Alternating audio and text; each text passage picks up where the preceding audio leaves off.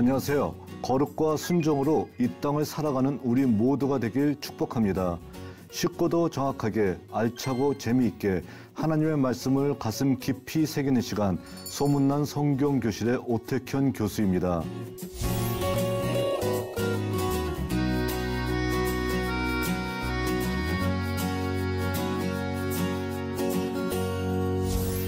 지난 시간에 나눈 내용 기억하시나요? 지난 시간에는 전원 예언자 미가에 대해서 살펴보았습니다. 자, 오늘 나눌 내용은 므낫세 시대와 무명의 예언자에 대해서 살펴보도록 하겠습니다.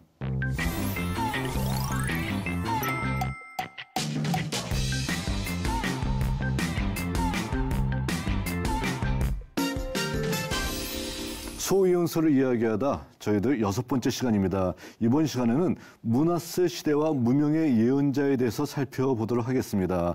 자, 므낫세 시대는 어떤 시대일까요? 므낫세 시대는 한마디로 얘기해서 그의 철권 통치 시대, 그리고 예언자의 입장에서 봤었을 땐 정말 암흑의 시대였었던 것이죠. 자, 이런 암흑의 시대에 예언자들이 존재하고 있었을까라고 저희들이 의문을 가질 수가 있는데 다행히 있었습니다. 그러나 이름을 남기지 못했기 때문에 저희들이 무명의 예언자라고 부르고 있습니다. 자, 예언자가 이름을 남기고 자기의 책을 남길 수 있었다라게 되면 그에게 있어서 훨씬 더 영광스러운 일이 될 수 있을 것입니다. 그러나 정말로 탄압의 시대, 정말로 암흑의 시대 때 하나님의 명령을 끝까지 수행하면서 이름을 남기진 못했었지만 그가 정말 하나님의 정의와 하나님의 진리를 그 시대를 향해서 외칠 수 있었다라고 하게 되면은 이 무명의 예언자들을 하나님께서는 정말 귀하게 보시고 있을 것이라 생각이 됩니다. 자, 바로 오늘 이 시간에는 므낫세 시대 그리고 그 시대에 활동했던 예언자들에 대해서 살펴보도록 하겠습니다.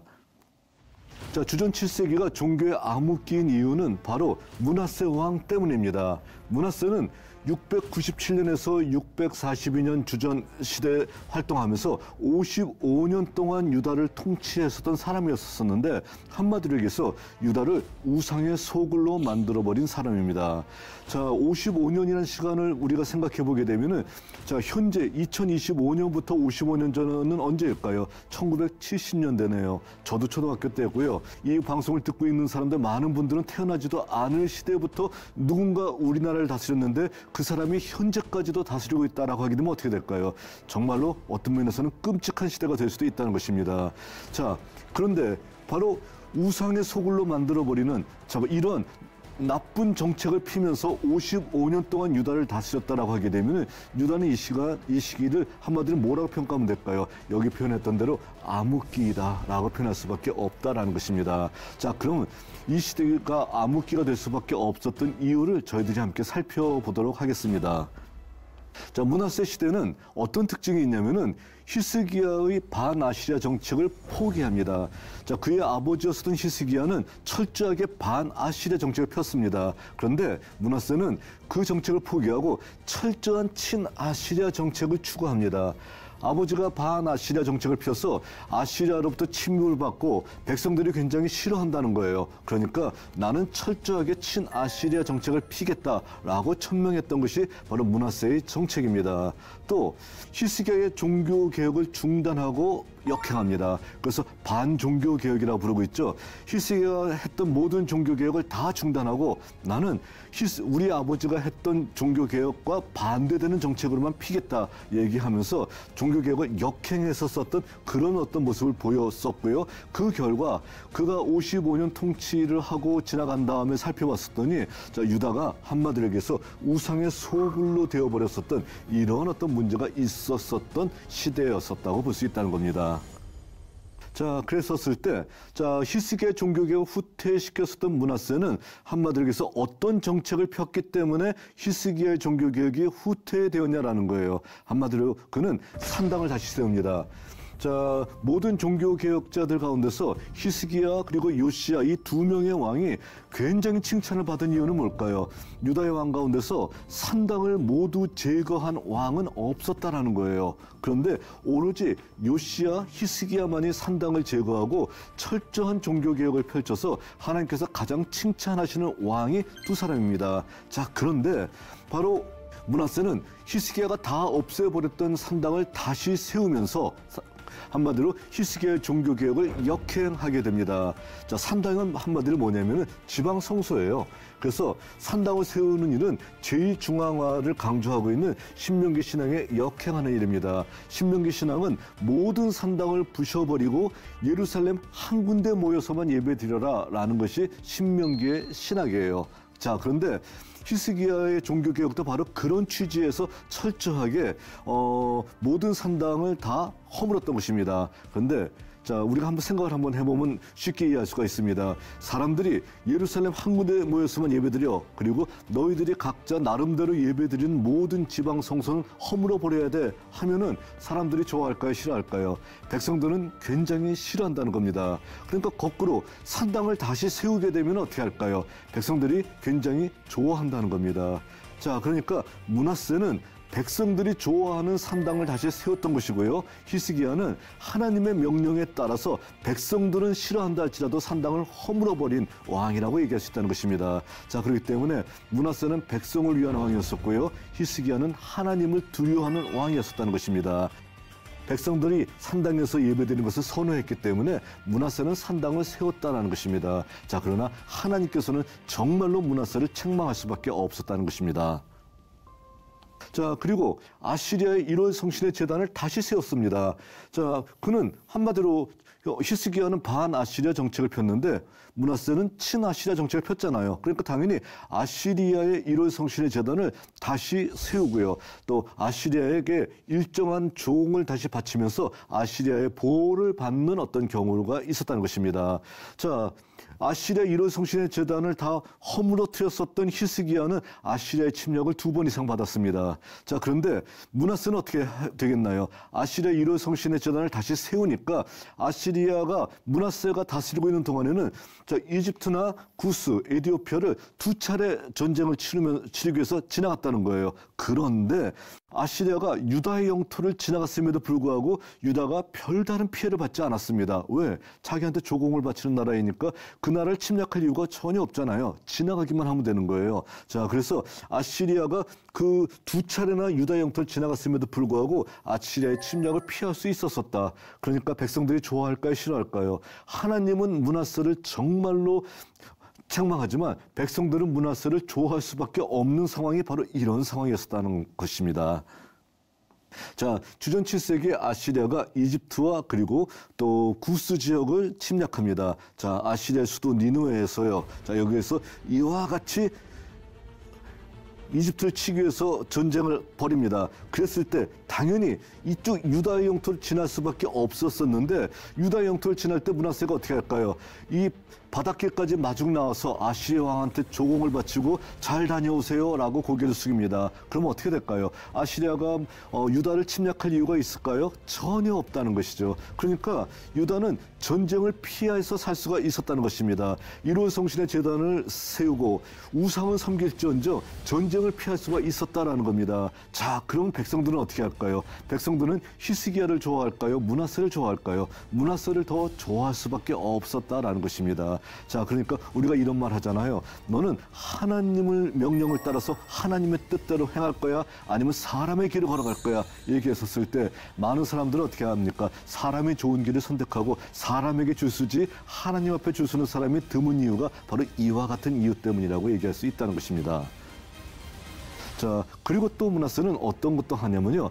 가나안의 제의로서 간절한 소망이 있을 때 신에게 자기의 가장 귀한 것을 바쳐 신의 인정을 받으려고 하는 행위입니다. 자, 그러니까 뭐냐면은 가장 귀한 것이 뭐냐면 내 자식을 바치면 되지 않겠습니까? 하면서 인신 제사를 드리는 풍습이 가나안의 어떤 풍습이었었는데 바로 이러한 풍습을 므낫세가 다시 자행하게 되었다는 거예요. 그런데 이미 성경에서는요. 출애굽 당시부터 하나님께서는 바로 이와 같은 인신 제사를 철저하게 금하고 있는데 자, 므낫세는 거기에 전혀 동요되지 않고요. 나는 내 마음대로 할 거야 라고 하면서 인신 제사를 행하고 있었다는 것입니다. 자, 그러니까 어떻게 될까요? 자, 간절한 것이 있으면 이렇게 신에게 바치면 되잖아. 내 그 자식들을 바치면 되잖아. 라고 얘기하고 있다는 거예요. 그것이 백성들은 좋게 여깁니다. 그러나 하나님께서는 절대로 하지 말라고 하는 짓을 행하고 있다는 거예요. 자, 그러니까 므낫세는 한마디로 청개구리 같이 하나님께서 하라고 하는 행동들을 하지 않고 있었다라는 것이죠. 자, 그리고 또 어떤 일이 벌어지냐면 아세라 목상을 성전에 세웁니다. 자, 아세라 목상은 풍요의 상징이에요. 바알의 배우자이면서 역시 풍요의 상징으로서 그 백성들이 섬기고 있었던 아세라 목상이 성전 안에 세워지고 있습니다. 이건 어떤 걸까요?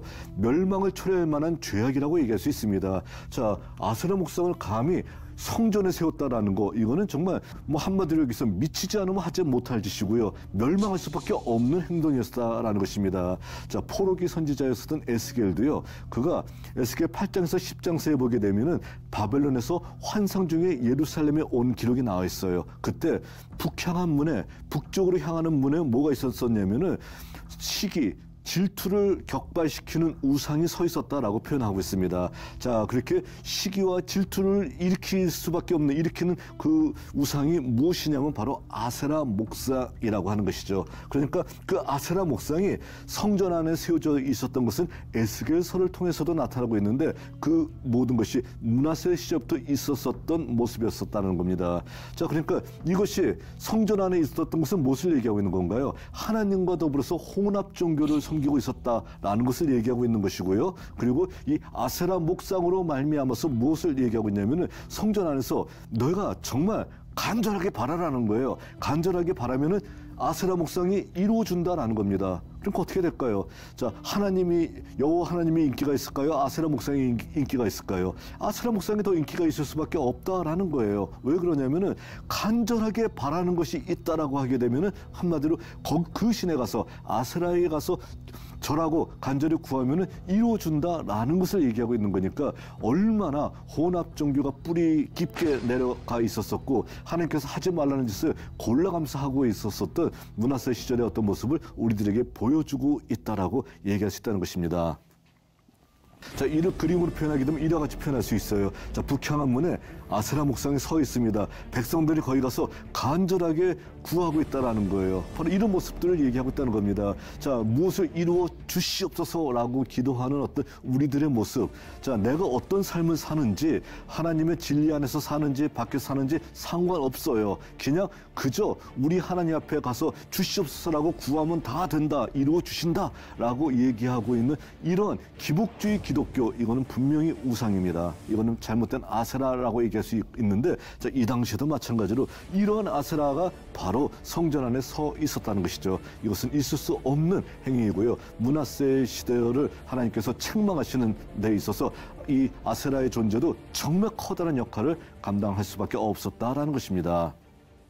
이런 악행들이 저지러지고 있다라고 하게 되면 어떻게 될까요? 자, 정말로 울분에 차 있는 선지자가 있었다라고 하게 되면은 하나님의 명령을 대언받는 사람들이 있었다라고 하게 되면 어떻게 될까요? 이것은 잘못되었다라는 것을 외칠 수 있어야 되지 않을까라는 겁니다. 자, 므낫세 악행을 비난했던 선지자가 있었었나요? 있었습니다.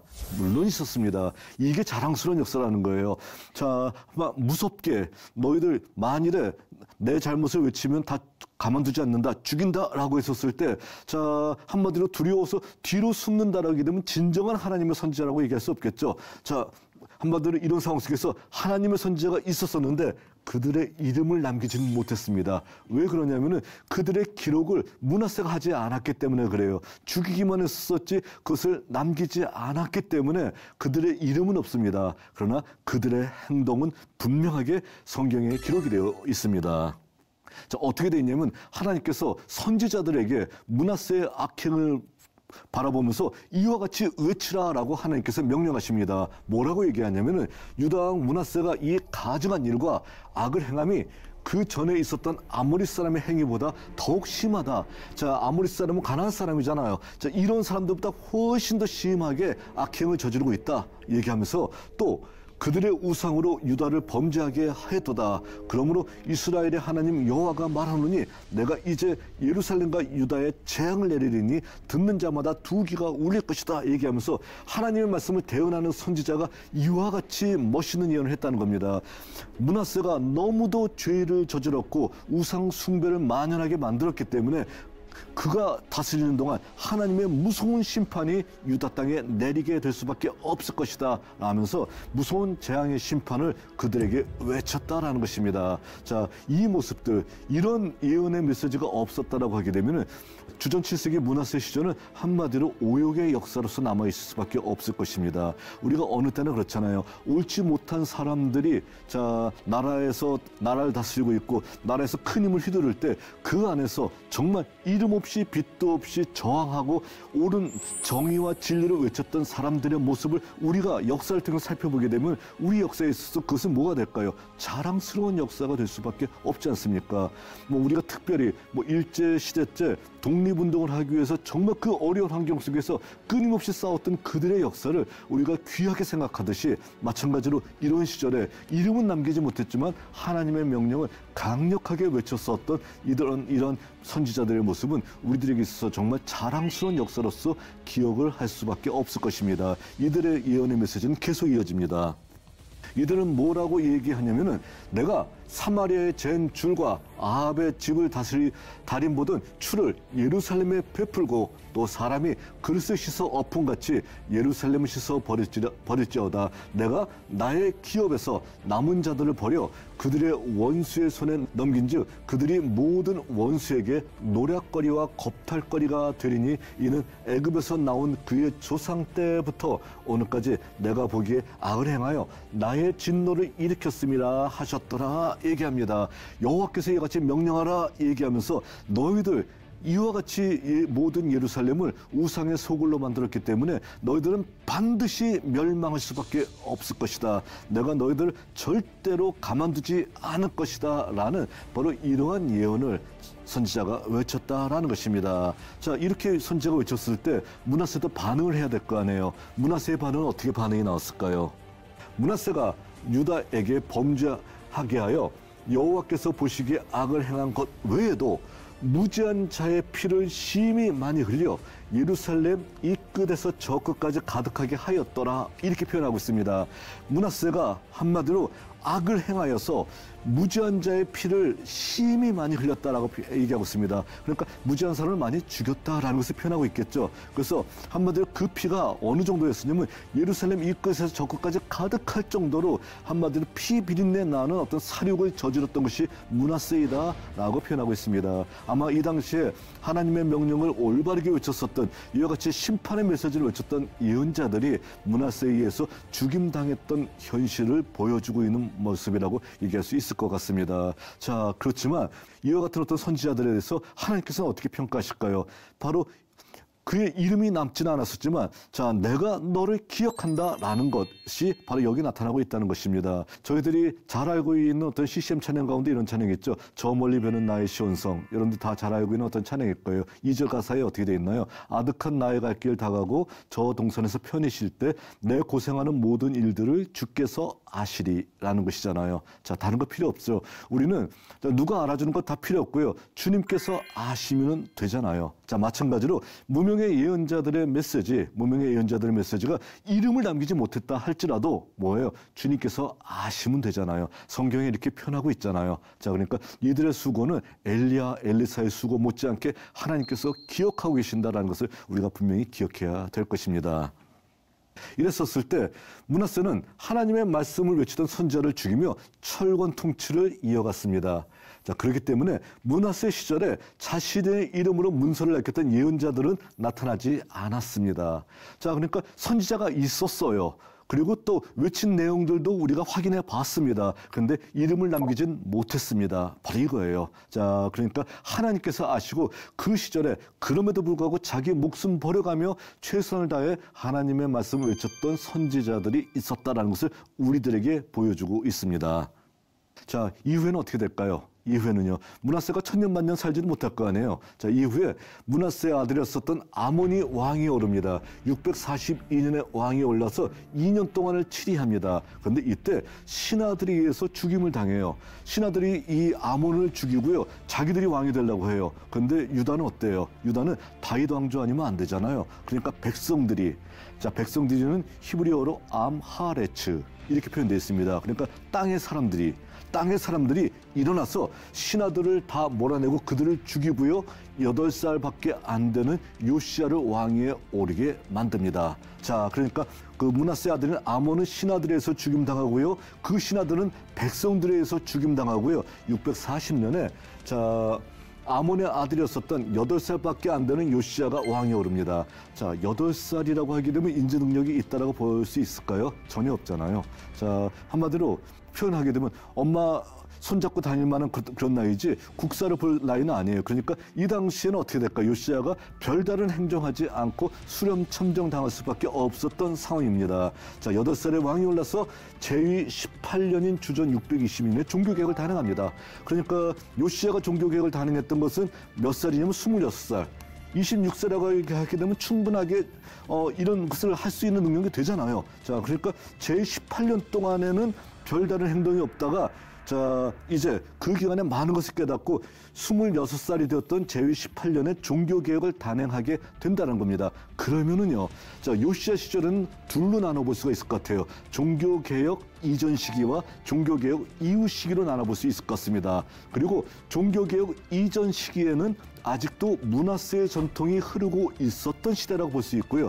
종교개혁 이후 시대에는 철저하게 요시야가 하나님을 사랑하며 하나님의 명령과 규례와 법도를 지켰던 시대라고 분명히 우리가 나눠볼 수 있을 것 같아요. 자, 이랬을 때, 자, 한마디로 여기서 요시야 이전 시기, 종교개혁 이전 시기였었던 640년에서 622년에는요, 요시야 성품이 므낫세 같지 않잖아요. 그러니까 어떻게 될까요? 므낫세와 같은 폭정은 없었습니다. 그런데 그가 나이가 어리잖아요. 그러니까 아직 므낫세의 전통을 한마디로 변화시키거나 개혁할 수 있는 능력은 없었던 시기예요. 그러니까 어떻게 될까요? 므낫세의 전통이 있어요. 하늘의 일월 성신의 제단이 아직 서 있고요.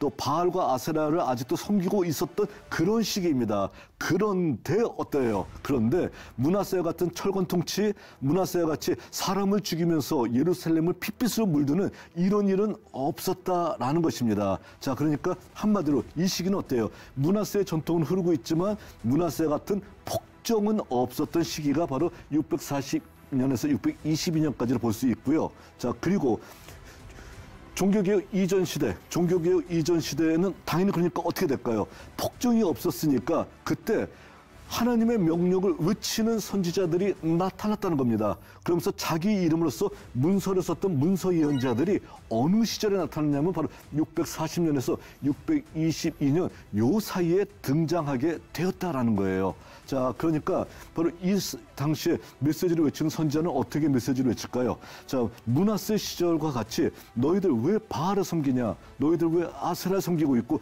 일월 성신의 제단에서 왜 고개를 숙이고 그 아시리아의 종교를 향해서 네가 왜 무릎을 꿇고 있느냐라는 것을 외칩니다. 어느 시절에? 요시야 시절에.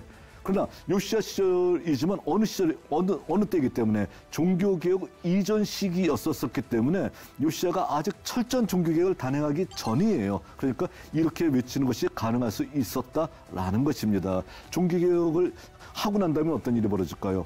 선지자가 외칠 게 없죠. 거의 종교개혁을 단행했었으니까요. 자, 그러니까 종교개혁을 단행한 다음에는 요시야 시절을 비난하지 못해요. 그런데 종교개혁 이전에는 스바냐 선지자나 아니면 예레미야의 메시지를 보게 되면 요시야 시절을 비난하는 메시지가 나옵니다. 왜 그럴까요? 아직까지 종교개혁이 단행되기 이전의 상황이기 때문에 그렇다는 것입니다. 자, 그러니까 어쨌든 문서 예언자들이 다시 등장하기 시작한다는 겁니다. 결론적으로 봤었을 때 주전 7세기 전반부는 므낫세의 폭정에 항거하는 예언자들의 존재는 있었지만 그들의 이름을 남긴 예언서는 존재하지 않았던 시기이다라고 얘기할 수 있다는 것입니다. 이때가 언제냐면 697년부터 시작해서 642년까지 55년 동안 므낫세가 다스리고 있는 바로 그때는 어땠었냐면은 므낫세 폭정에 항거해서 너희들 반드시 망할 수밖에 없어라는 예언자들은 존재했습니다. 그런데 그들이 예언을 외치게 되면 다 죽여요. 그러니까 어떤 일이 벌어질까요? 이름을 남긴 예언서는 존재하지 않았던 폭압의 시대였었다고 얘기할 수 있습니다. 그런데 요시야가 왕이 됐습니다. 그리고 그가 종교개혁하기 이전에 18년의 세월이 지나는 동안에는 그는 포갑 정치는 하지 않았어요. 그런데 아직까지 므낫세 시절에 우상 숭배 전통은 그가 나이가 어리기 때문에 아직까지 손을 보지 못하는 상황이에요. 자, 그러니까 당연히 이때 어떤 일이 벌어질까요? 이 상황 속에서 그것이 잘못되었다라고 외치는 문서 예언자들이 비로소 다시 등장하게 되었다는 겁니다. 문서 예언자들이 멸종된 줄 알았더니 아니 멸종되지 않았다는 거예요. 다시 등장하게 되었다라는 겁니다. 자, 그러니까 주전 7세기의 상황은 바로 우리가 이 므낫세의 폭정 시대와 그리고 요시야의 종교개혁 이전 시대로 나눠 본다라게 되면은 바로 이 주전 7세기의 어떤 정황 속에서 메시지를 외쳤던 선지자들의 글들을 더 훨씬 쉽게 이해할 수 있다라는 것입니다. 자, 그러면 바로 이 당시에 메시지를 외쳤던 소예언서 가운데서 누가 있냐면 스바냐 선지자가 있는데 바로 스바냐 선지자에 대해서 저희들이 다음 시간에 살펴보도록 하겠습니다.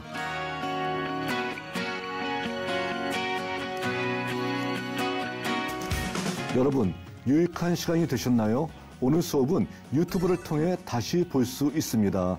언제나 말씀의 다스림을 받는 여러분들이 되시기를 바랍니다. 다음 시간에는 스바냐와 암흑기로부터 탈출이라는 제목으로 말씀을 함께 나누도록 하겠습니다. 오늘도 승리하는 하루 되시길 바랍니다. 다음 시간에 뵙겠습니다.